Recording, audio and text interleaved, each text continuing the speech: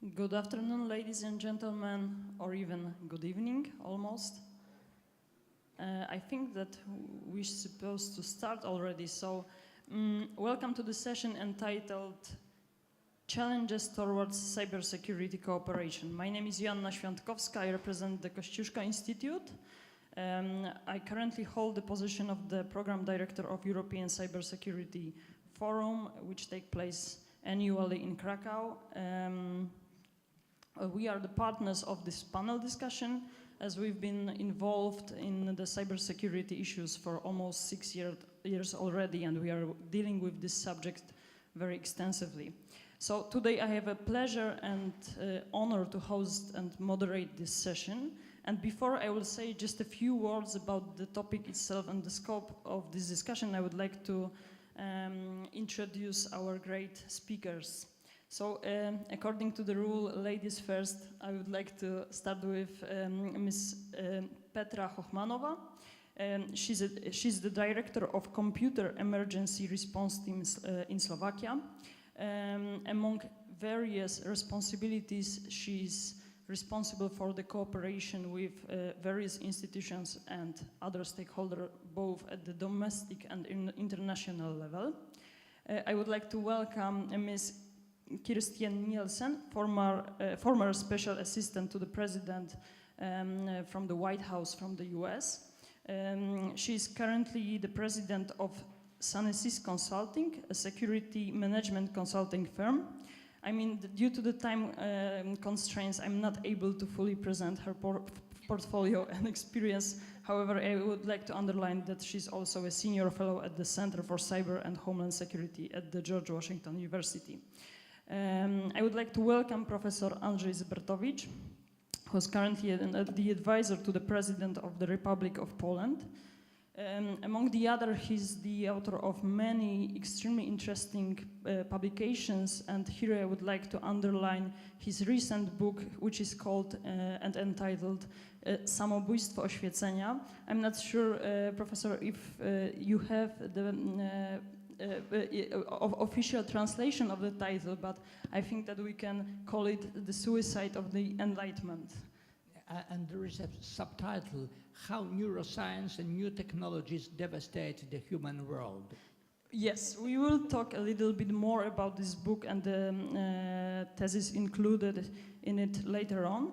And here, last but not least, I would like to introduce Markko, who's a member of the Bureau of the Convention Committee on Cybercrime in Council of Europe. Mr. Kunnapu works at the e-Governance Academy as an expert on national cybersecurity and also as the EU Affairs Advisor at the Ministry of Justice. And with his extremely broad experience, he probably and hopefully will present us some interesting issues connected to the problem of combating cybercrime. So, ladies and gentlemen, we gathered today in order to talk about cybersecurity, and as we all know, this is extremely broad, multi-dimensional problem. And today I would like to focus on the one aspect of cybersecurity, and I'm thinking about broadly understood cooperation. The title of this session is Challenges Towards Cybersecurity Cooperation. To be honest, I don't want to focus only about the obstacles. I would like to look for the answers, what are the good practices and recommendations in order to achieve effective cooperation within the field of cybersecurity. And before we will go to some specific elements and perspectives on this topic, I would like to brought up one particular document, which is, in my opinion, one of the most important documents seen from the perspective of the European Union. That is EU cybersecurity strategy. And when you look at this document, you can clearly see that it outlines the EU vision on cybersecurity. It clarifies roles and responsibilities. This document also includes some strategic actions that are supposed to be taken at the EU level. And you actually, in my opinion, you cannot achieve any of these goals without the cooperation. Just to name a few priorities, this is reducing cybercrime, increasing resilience, conducting effective international policy related to cyberspace and in particular to cybersecurity. So I would like to look at these priorities and ask a few questions to our panelists who are representing different fields of expertise related to the cybersecurity. So my first question goes to Ms. Hochmannova, if I may. When we are thinking about achieving cyber resilience, we cannot do it without well-working cells. So I would like to ask you, what is the factor of success when you are thinking about the cooperation in the field of fighting cyber threats? And cells are extremely important actors in this field. How are you cooperating with other stakeholders? Thank you very much, ladies and gentlemen. Thank you very much for the invitation. So, what is the best practice for CERTs? Why CERTs are so effective in the information sharing area, in the area of cooperation? Unfortunately, I must say that it's based on the trust only. It's based on the informal relationship. We have organized different forums and different task forces, and we are meeting regularly with each other where we are sharing our best practices. And you cannot respond effectively to cross-border cyber incidents without knowing each other. That's my observation. I have been working for the CSEC since 2008, so I realized that no regulation can improve the effectiveness of CSEC community. It's all about the mutual interest, it's all about the international ecosystem. So this is it, I guess. If international organization would like to support the effectiveness of the CSEC community, they should promote the mutual cooperation by organizing common events, common platforms, when we can meet, when we can share. Because CSEC community is well known by the willingness to share the information. If we have or if we received some report or we have information about some kind of zero-day vulnerability, we directly spread the information through the community via different channels, either via mailing list or early warning information sharing systems. And to be honest, we do not really take into the consideration legislation, or somehow the legislation is limiting us, because in each state there are different rules which applied to this domain. So that's my point. Thank you. Okay, so I cannot ask you for another thing, because you are saying about the cooperation among cells. And how does it look like in Slovakia in terms of exchanging information between cells and other entities, other stakeholders? Do you find it as a well-working process in Slovakia?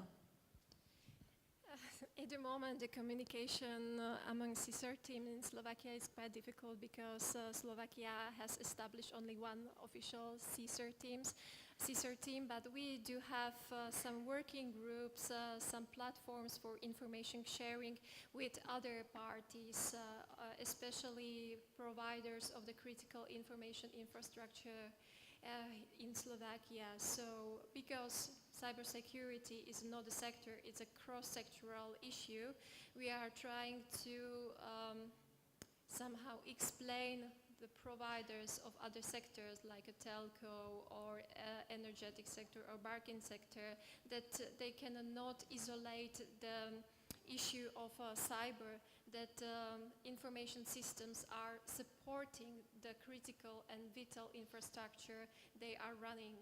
So we are trying to gather with each other and discuss current issues and to understand each other, because we are not in the CSEC, we are not experts in each different field. We need to understand the specific environment of the banking sector, of the energetic sector, to be helpful. Thank you very much. So I would like to move on ask Mr. Kunnapu, if I may, about one particular issue, because when we are speaking about the cooperation, it's even more important when we are talking about fighting cybercrime. So actually, without harmonized approach, without close cooperation, you are not able to effectively combat cybercrime. So I would like to ask you, what is the state of play in terms of international cooperation in this field? Thank you for this question. Actually, as regards state of play, then nothing to be really happy about, because we do have some level of harmonization already, but I think it's still a long way to go. Just to start with, as regards cybersecurity, then it's a complex of different measures, policies, and also fight against cybercrime. Crime prevention is one of the policies. And then if you're just reducing cybercrime, if you're involved in crime prevention, then also this is something which helps you to achieve a higher level of cybersecurity.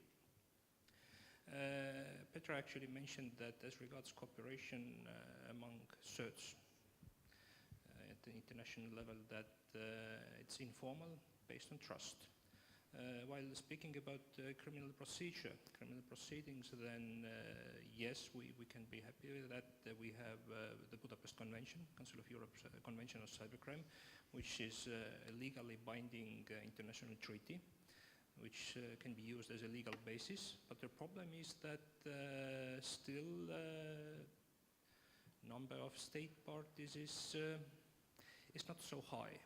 Of course, most of the EU member states are there, most of the Council of Europe member states are there, United States, Canada, Japan, Australia, Mauritius, Panama, Dominican Republic, they are all parties to the convention.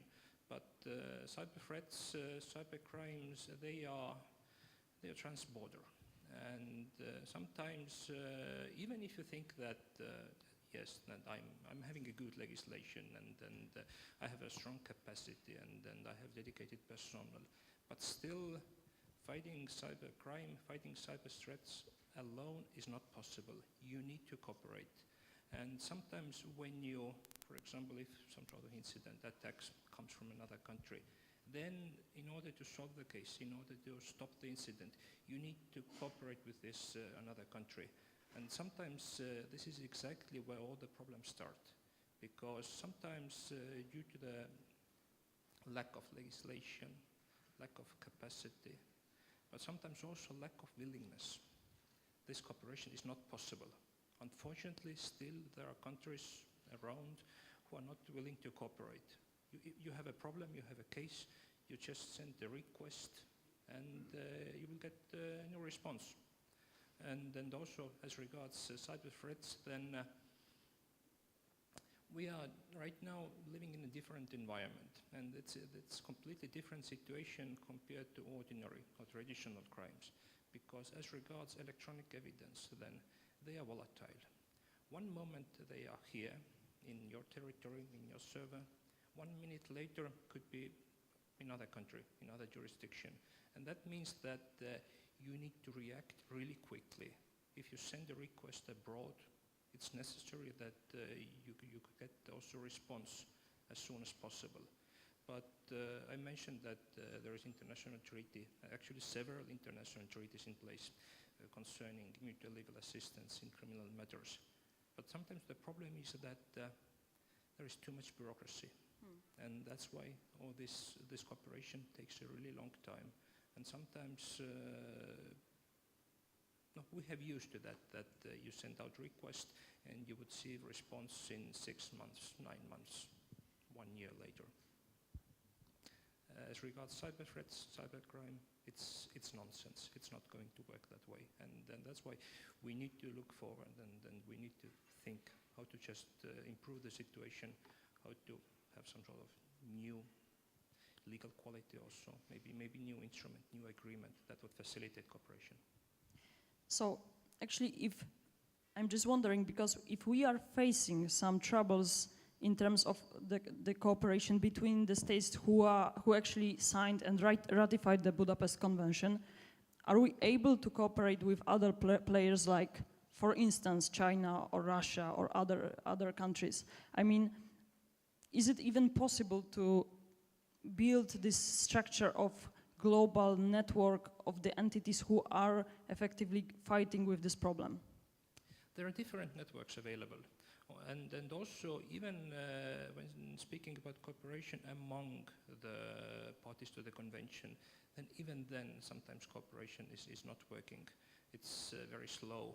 And also, as we have seen, as we have in the Council of Europe, in the committee, we have carried out several assessment rounds, and we have tried to assess how convention has been implemented by different state parties. And sometimes also we have seen that from the moment country discovers that there is some sort of international element, international link, they will just drop the case. And then also it has been a problem that sometimes all these opportunities provided by the convention, opportunities for international cooperation, they are underused. But of course, there are plenty of countries who are not state parties to the convention. Some countries have claimed publicly that they will never sign or ratify the convention. And as regards to those countries, then it's a problem. In case you have some sort of bilateral treaty, you may try, but there is never 100% guarantee that other country would respond to you. Thank you for that. Okay, so we've heard a lot about trust in the context of the cooperation. And I would like to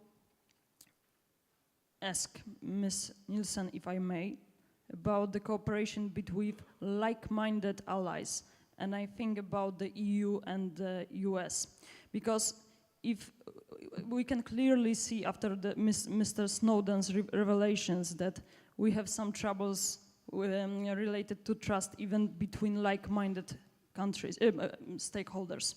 So my question would, and at the same time, it's hard to imagine building cybersecurity without the close cooperation to our closest allies. So my question would be, and I'm extremely curious about the American perspective on that, how can we overcome these obstacles in terms of transatlantic cooperation? How should we rebuild the trust, if you will? Thank you for the question, and good afternoon or good evening to everyone, and also thank you for the kind invite to share in the panel. I think that's a very good question, and it's really at the heart of what the U.S. is trying to do as we look to implement our 2011 cyber strategy of our own. I think to Markko's point, it's somewhat of a formal and an informal approach. So formally, we have bilateral negotiations. We have a variety of discussions under the rubric of the Budapest Convention. But we also have things like the G8 24/7 Network Center, which we worked in a more informal way to try to make sure that we secure data as we're looking to law enforcement throughout the world. On the trust, Snowden is a difficult issue. It's difficult within the United States. It certainly compounds the complexity of any conversation that we have with our allies. I think the day-to-day working together is what starts to build the trust. We have an expression in the States, I'm sure you do as well, which is the worst time to exchange a business card is during an emergency. So, learning who the allies are, learning your colleagues, learning others in the countries that you need to work with, working with the CERTs, as Petra mentioned. The Organization of American States, as you know, has done a lot of work in this area for the Western Hemisphere to make sure that our CERTs and CSERTs are able to work together. I think all of that helps build the trust. I would also say that exercises, to the extent that we all are now globally exercising cyber, I think that also helps because a lot of this is cultural. So understanding where various countries are going to come from, who will be in charge, what role their private sector will play are all important elements of building that trust. Some of it is transparency, but some of it is basic education, understanding who's on first, if you will, for any given role. The other thing I would just say is that I think what compounds further the problem is one of how our different countries have evolved from a security perspective. So in the United States for critical infrastructure, originally we really looked at critical infrastructure from a safety perspective. The telecoms, we looked more from reliability, and for consumer information privacy. So when you try to take all three of those communities, move them towards cybersecurity, it becomes very difficult. And then the harmonization of that with other countries makes it that much more complex. If you're a multinational company in the States, the biggest request that you have of the United States government is to help to harmonize the rules throughout the world. And I think that's one of the US's remaining questions on the implementation of the strategy in the EU and the discussions on the directive, which is what is the scope? So not knowing exactly how it will apply and who it will apply to whom and what the reporting requirements are, both increases the risk for companies, but also perhaps stifles innovation from an American perspective because it makes it difficult to know the rubric in which the private sector will operate. So I think it's both an ally government to government as well as the government to private sector. Thank you very much. And actually, if I may just ask you one question, because you mentioned some regulations related to the critical infrastructure protection. And as you know, there is this big discussion because the directive, the NIS Directive that you mentioned, will probably impose more regulatory, I mean probably because we don't know the final shape of the document. However, there is a big chance that it will impose some regulatory obligations on the private sector, even within the countries that currently hold a different approach, like Poland, for instance. And in the US, you recently introduced the Cybersecurity Framework, the piece of standards that are called to be voluntary tool. And I just wanted to ask you, how does it work? Because this is extremely important for us when we are in the middle of the discussion, looking at the pros and cons of regulatory and voluntary approach. So I'm extremely interested how this voluntary tool works for you in the US. Thank you. I have to laugh a little bit because I think this is what is keeping most cyber consultants in business in the States, is trying to interpret the NIST Cybersecurity Framework. It's a great piece of work because it is based on global standards. So it truly is a consensus document. There are implementation guidance that accompanies it.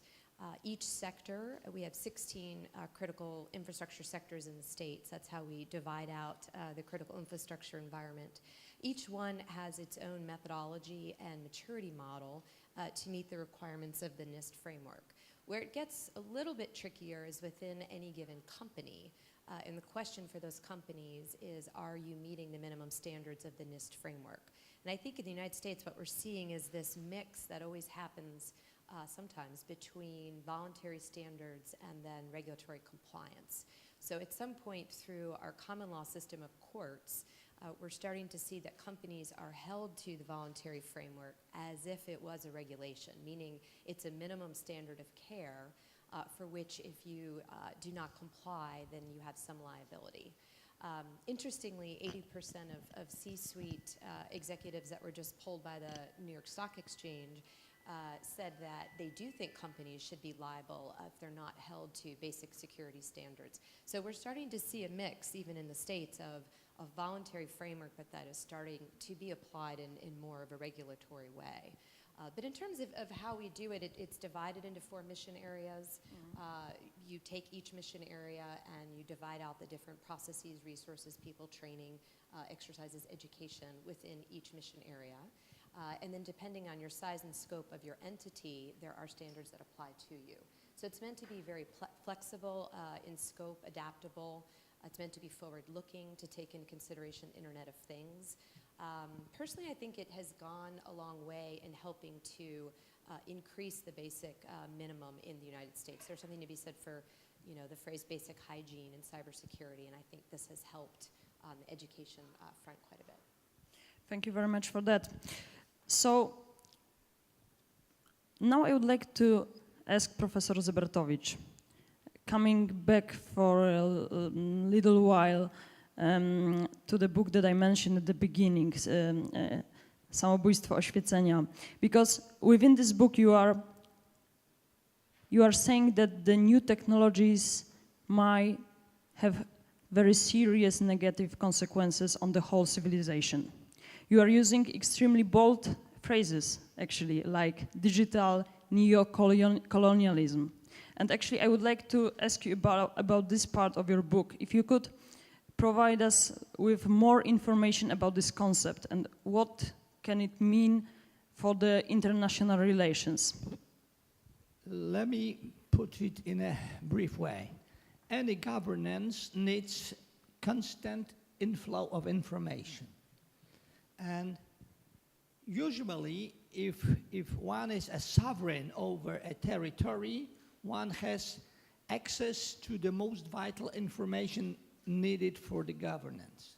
But it's not, it seems that it's even now, it's not the case anymore. In near future, the situation can be dramatically shifted because of two phenomena. First is big data. Second is Internet of Things. And those two phenomena add up to a larger, stronger process that is digitalization of reality. And when I say about digitalization of reality, I mean it literally. Even now, if you either go online or you don't exist. But this process can be, will be most likely much more profound. And what does it mean? For example, the social communication within such a country like Poland, and to a large extent depends on foreign actors. Facebook, Google provide tools for social communication. We know that underway there are experiments with tampering with this communication. There are experiments how we can stimulate new emotional phenomena and emotional transactions between users of Facebook or Google. And we are pretty close to a situation when those that control the biggest big data and those that mastered the most sophisticated algorithms of mining the big data could have cognitive, not only informational, cognitive advantage over sovereign states, that they can regulate streams of information necessary not only to governance but to everyday social communication. They cut off some segments of the communication. And a few months ago there was such a case in Poland that when one of our national holidays were to come, members of a soccer club put on Facebook a photo with our war anchor. That's the symbol of free Poland. And the automatic algorithm of Facebook suppressed this as a sort of nationalistic, xenophobic narrative. And only after some intervention it was revoked. But the point is that in some areas of our globe there will be new locuses, new sites of power and influence, though either private or state actors that would control the most sophisticated big data and could employ algorithms that provide automatic advantage in many respects. For example, despite the fact that there is 7 years since the world financial crisis started, it's still not clear to what an extent the collapse of the real estate market in the States was due to algorithms which provided that the streams of money went to clients with high risks but purely patterned and purely badly measured by the algorithms. And therefore, I could see new threats on a civilizational scale, that some automatic processes could go beyond anyone's control. And the other thing, that if some actors using, in the book Suicide of the Enlightenment, we deal with, to some extent, with some actors use most sophisticated systems of artificial intelligence, they could have huge competitive advantage in many respects, not only in market games, and not only in InfoWar, but that could be sort of structural advantage, sort of equivalent what is called now symbolic violence. That symbolic violence is a situation when the less developed nations should need to use language coined for other purposes to describe their own situation, that they lack capacities to autonomously self-define their own situation. Now, we may lack resources and categories to capture our own situation, because tools for this new language of recognition would be enhanced, which are barely visible. And the case of Edward Snowden is probably only a tiny sneak into the future developments. Mr. Professor, but is there any solution for this situation? I mean, what should we do about it? Technology wants... There is a still waiting to be employed, a standard solution that was used in late 19th century, when antitrust law need to be implemented to stop monopolizing tendencies. In the European Union, there is on the agenda, there is data-driven economy and a single digital market. But we have to take every pain in order to avoid this market to be monopolized by any actors, because these monopolizing tendencies can make a surprise jump from a democracy to a new sort of the Orwellian-style totalitarianism. That we might wake up one day, we don't notice anything, we notice nothing but the new targeting that via smartphone, tablet, on any Apple Watch and whatever you have implant in your mind, you will be precisely targeted according to your secret dreams and anxieties. On the other hand, I can imagine some experts saying that what you are describing might lead to the fragmentation of the internet, which can have, for example, serious impact and consequences on the global economy. Isn't it something that... Yeah, of course. If we fragment any market, we destroy terms of trade. The costs go higher.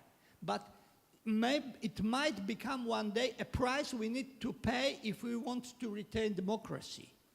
That at one day we will not be able to reach both aims, growing market and retaining democracy. We had to slow down the market increase in order to demonopolize many systems and keep democracy alive. Thank you very much for that. Before I will go to the further questions that I already have on my mind, I would like to ask the audience, do you maybe have any questions to the panel?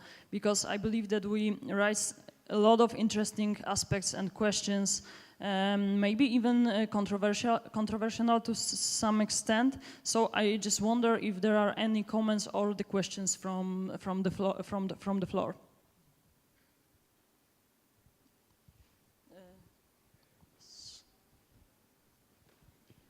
Hello, my name is Thomas Rezek. I'm from the Association for International Affairs. I would like to ask, because we have heard today that there are many problems regarding the trust between the stakeholders. There is always a problem to have the complete cooperation from all the actors which are present in the cyberspace. Therefore, any threats, it seems to be difficult to tackle them or even to prevent them. Don't you think that it would make more sense to focus on the resilience of the systems and on the robustness and of course of the BCP plans and recovery stuff rather than to let's say, secure the perimeter and to focus on some retaliation in the cyberspace? Thank you. I'll go ahead and start. So short answer, yes, would be my answer. I do think that resilience is the only way to really think about cybersecurity, partly because of the speed at which the threats are evolving, partly because of all of the complexity that we've all described. So when you think of resilience, what is the defining feature of resilience? Resilience it's a team sport, right? So the concept is we're all only as resilient as our weakest link. And that's a very different way to think of cybersecurity and suggests different roles for both the private sector and the public sector alike in terms of setting expectations and understanding who has the capacity. So if we step back, we might all agree that no one entity has all of the capability, capacity, authorities, and resources to address cybersecurity, right? Not Microsoft, not any given state, not any international organization. So how can we all work together understanding that we're all hyper-connected and my resilience depends partly on yours if we are connected and we're trusted partners in some way, system to system. And I think thinking of it from that perspective and building in system of systems of protections and as you say, not thinking about just perimeter, not thinking about just endpoint is going to give us a robustness that hopefully will start to bring in that concept of self-healing, right, so that we have some confidence that when one level fails, we can go to the next. We've done a lot of work in the United States on energy security for our grid from a cyber perspective, and that's really how I think most experts think about that issue, right, which is one cyber attack is unlikely to take down the entire grid in the United States because the grid was not built that way. It's built as an interconnected system of systems. So I couldn't agree more. We're working on a international resilience use case for cybersecurity with the chair of a Global Agenda Council with the World Economic Forum. And it's a very interesting conversation because, of course, not everybody thinks it means the same thing. So starting first off is what do we all mean by resilience? But if I could just give one example, I grew up in a state in the United States that's very prone to hurricanes. And there's this concept where we sandbag right before the floodwaters come in. But if I sandbag and my neighbors do not sandbag, then my house will flood. And I think that's how we need to think of cyber resilience, right? It's going to take us all together. Thank you very much. Do we have other questions? Yes, I can see at least 3 hands. So maybe if we can start from the back of the room. Thank you. My name is Kirstjen. I work at the Norwegian Institute of International Affairs, and I got inspired by the previous question, so I'll follow up on that.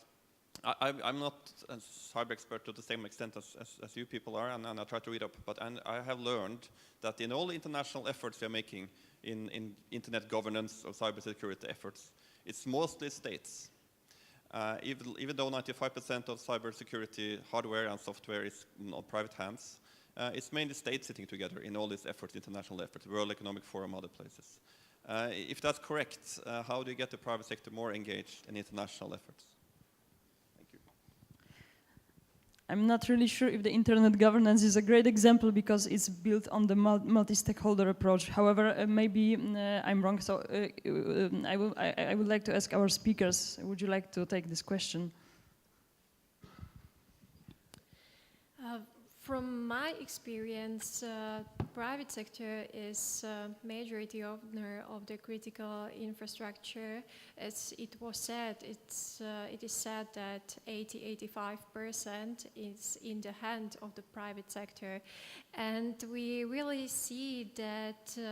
Thanks to raising awareness, also private sector is more and more involved in this kind of discussions, and we see even more that they are not only waiting for the regulation from the states, but they started to work together. They are creating the ecosystem, and they are promoting new projects, new activities in order to strengthen the resilience of their own infrastructure. We have different forums where we discuss different projects and we are sharing the results, and in many cases, I must say, in majority cases, the private sector is a driver and is a leader in this area. But for sure, there are countries, for example, Israel, and Israel government has the aim to be the best, to be the leader on the market, and the private sector should be somehow learning from the government. But I think in the Europe, it's vice versa. That's my point of view. Thank you. Just quickly, I would say to make the business case. So I find with the companies that I work in the United States, it's still a bit on the education side. I also agree that in many countries, the private sector is actually leading many of the cybersecurity discussions and providing the expertise and technical knowledge to the governments. But making the business case and helping them understand the cost of a cyber incident, it's very difficult to quantify cybersecurity consequences. We see that in the lack of risk transfer tools, right? The insurance around cybersecurity is still quite nascent because it's so difficult to quantify. Having said that, it's a worthwhile exercise because if you can demonstrate to a company the cost to its reputation, the cost to its liability, even if it's just a security breach and not destructive malware, meaning it doesn't affect a service, but it's just an information grab, then I think they start to become interested quite quickly. Then the problem is helping them understand what to do, right? Because cybersecurity is still, I think, seen by many as it's hard. It's too hard, right? I'm going to leave it to my chief information officer or my chief information security officer and hope for the best. I think we have to move past that and give very tangible mitigation measures to companies that they can take. Thank you, Mr. Kunnapu. Just also some comments, and I think that when we start speaking about critical infrastructure protection and protection policies, then this is exactly the place where cybercrime meets national security. And that means that cybercrime, it used to be considered as ordinary crime against property some 10, 20 years ago, but now we have seen that cybercrime can be also crime against national security. And private sector, as the holder of this critical infrastructure, most of the critical infrastructure, has a big role in that. And I think that thanks to this constant awareness raising, private sector, they also have understood that when something bad happens to their business, it's not only that the profits would decrease, but it would also have serious consequences to the country, to the national security. And then it is exactly the place where actually policymakers need to make a decision. To some extent, self-regulation is possible. And I think self-regulation is something which should be promoted all the time. But sometimes also states, governments need to step in and also create some sort of mandatory rules, mandatory information security rules, rules on mandatory reporting, and so on. But anyway, yeah, as it was also mentioned previously, that again, it's trust. That private sector, public sector, they need to trust each other, they need to share information with each other, and also have a good cooperation. A brief comment. Sometimes in my role as security policy advisor to the President of Poland, I wonder, have we any capacities to cut off internet completely if we are in need and establish an alternative channels of social communication and state and social communication. And I wonder whether there are other states in the world and how many of them who could do this operation smoothly out of sudden. Yeah, I mean, this is extremely... Beyond China, of course. Beyond China. Not so many players, I believe so. Okay, so we have at least 2 other questions. So please, if I may ask for the mic here in the front row. There is a gentleman with the question. And okay, so we can... Okay. Just Paweł Wiśniewski on National Security Bureau Poland. Just one remark and one question. I think the remark, it covers the Cold War which now we also have the second new Cold War, as we can say, which deterrence worked very well. Unfortunately, in the cyber war which is going on and cyber wars which are going on, deterrence does not work very well. I may say it means that we don't have proper tools to stop that, or at least to threaten our rough states or our other difficult people. And I think what we really need, and the point we are now at, you can answer this question: do we need of this kind of mixed cooperation or hybrid cooperation? Because we experience a lot of ignorance or cyber ignorance when people, as you mentioned, find it too hard to understand.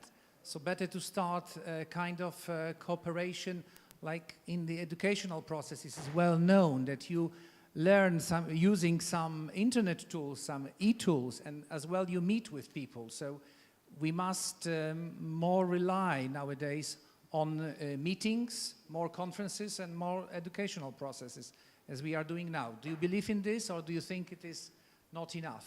Thank you. I mean, we've heard a little bit about the value of face-to-face meetings. This is what Ms. Hochmannova said, but I just wonder, what is your opinion on the question?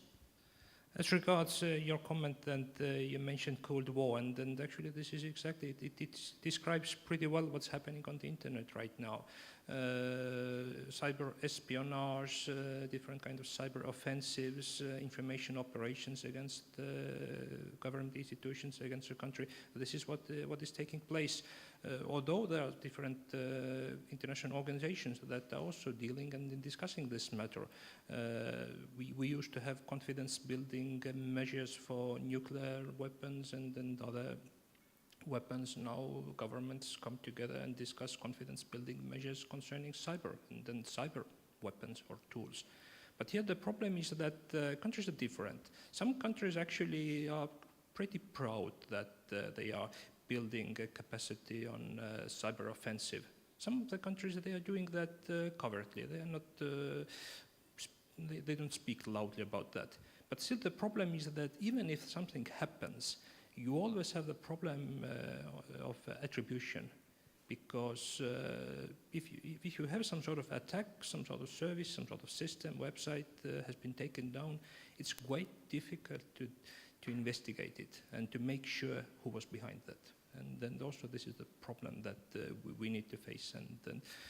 But yeah, this is possible thanks to or due to the borderless nature of the internet. Do we have another question? Yes, please.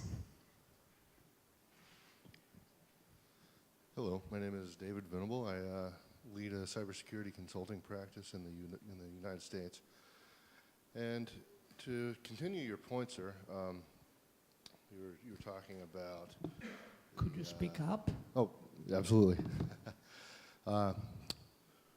As far as cooperation between the public and private sector, and furthermore, attribution, and one of the fundamental problems that we're facing now, what do you see as the potential for cooperation between the public and private sector on things like threat intelligence, where indicators of attack, campaigns, things like this could be shared both between the public sector, the private sector, different companies within the private sector, that could perhaps further this overall goal?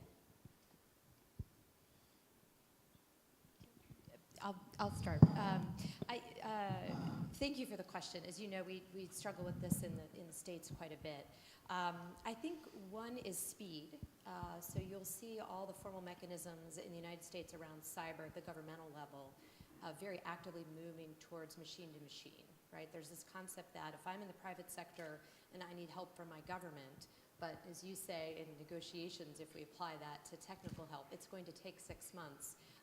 The game is over, right? We've lost. So first is speed. We have to move to a way where I can give the information I need to give by obeying all privacy and civil liberties issues to my government and enable my government to help me speed to speed if that's what's needed. Secondly, I think there's a concern or a challenge around law enforcement. I have quite a few private sector companies in the States that have been victims of ransomware. And I'm embarrassed to say many of them choose to pay the ransom. And the reason for that is because once they contact law enforcement and a law enforcement case is opened, many times their systems are locked down, they don't have access to their information, they may or may not find the perpetrator. We have many cases, as you say, where attribution is quite difficult, and so no one is ever really punished. So I think there's something between the private sector and law enforcement that has to be clarified. We're doing a lot of work in the States on that, right? How do we share through what we call information sharing analysis centers, as you know? We have legislation pending that will increase the ability of the private sector to share while not incurring additional liability. But between speed and law enforcement, if we can tackle those two, I think it will make the partnership much more likely. The third thing is the concept that I mentioned before, which is the harmonization. So as long as each individual state at a state level has separate laws and separate norms around cybersecurity, the private sector is never going to be able to be a good partner.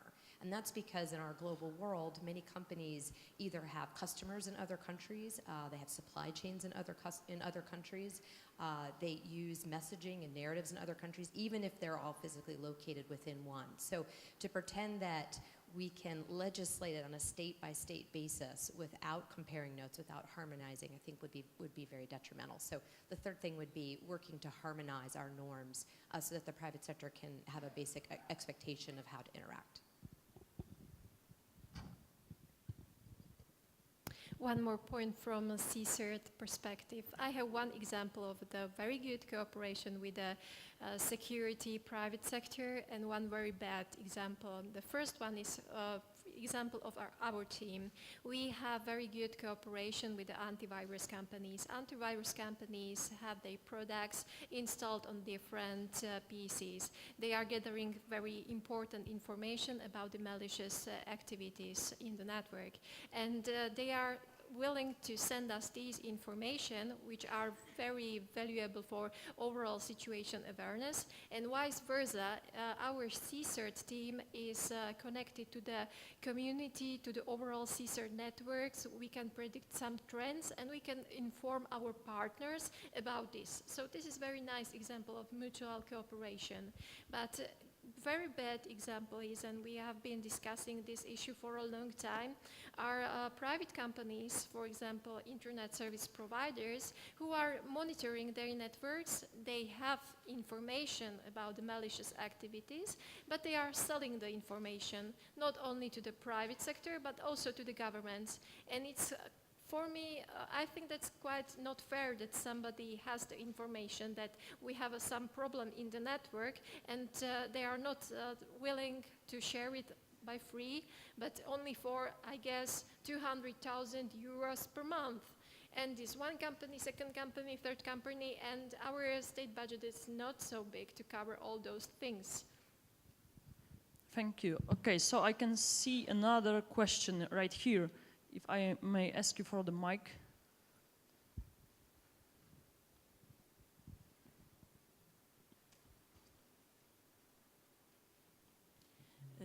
Anna Nietyksza, president of Eurocloud Poland and member of the board of Eurocloud Europe, former EEC member. We know that NIS Directive is limited to critical infrastructure only. So reporting risks and threats and incidents is limited only to that as far as Europe is concerned. Do you have any concrete solution or proposal concerning sharing information as far as other incidents are concerned? That's first. And the second, what is the best model to educate not only ourselves, but let's say civil servants about what does it mean really cyber crime, cyber threats, and just normal security. And finally, do you have any, did you practice in US, for example, any efficient education as far as young people is concerned, because my daughter is learning internet from internet, and I'm not quite sure that it's so secure. Thank you. Thank you for the questions, actually, because we've had 3 questions. So do we have, I could just respond to the first question concerning this NIS directive, and as I know, it's still being negotiated, so it's still not final, it's still not adopted. Yeah, it's true that as regards to the scope in the current text, it's on critical infrastructures.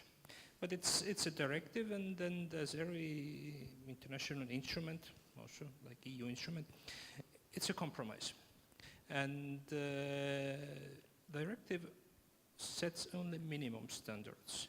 And countries actually are here free to choose whether they want to go beyond those standards or not, because it's always possible to impose higher standards. But again, it's a bit problematic for the countries. It's a bit easier to impose standards because they come from the directive, because for the private sector it would mean that extra work, additional resources must be allocated for that, and so on. So it's just up to the country to choose how to act, how to go on. And I might just make 3 quick points. On information sharing, I always recommend the Financial Services Sector Information Sharing and Analysis Center. The FSISEC was created in the United States, but it has many international members at this point.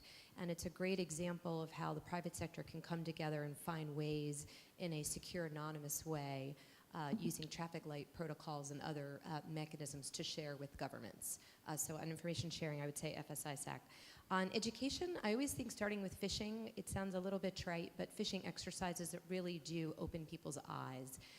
You send them any kind of email, you've won something, you've won the lottery, click here, and like clockwork, over 50% of any organization, especially the first test, will click there, even if they understand the concept of not opening a link from somebody they don't know. I do think it helps, and certainly the more sophisticated through social engineering phishing attacks become, I don't know that there's always more we can do on phishing. On children, we have quite a robust conversation in the United States on that. Everything from ensuring all of your parental controls are on to how to talk to your children about cyberbullying and cyberstalking online. I think on the latter, personal opinion, games works well. So in other words, trying to move away from a fear-based, threatening type education and more towards a let me know if you meet someone new online and have it be sort of a game and interaction conversation with the children as opposed to, don't talk to strangers works only so far, but there's still this concept in children's minds of the internet as just a safe place for some reason. Maybe too many games with candy and cartoon characters they like. But I do think education campaigns are very important to help children understand how to stay safe online. Thank you very much. Unfortunately, we are running out of time, so I would like to ask the panel about... Actually, I would like to ask each of you about one recommendation in the field of effective cooperation. I know it's hard, but I think that this is something that we can take from this discussion. Just one sentence, if you can.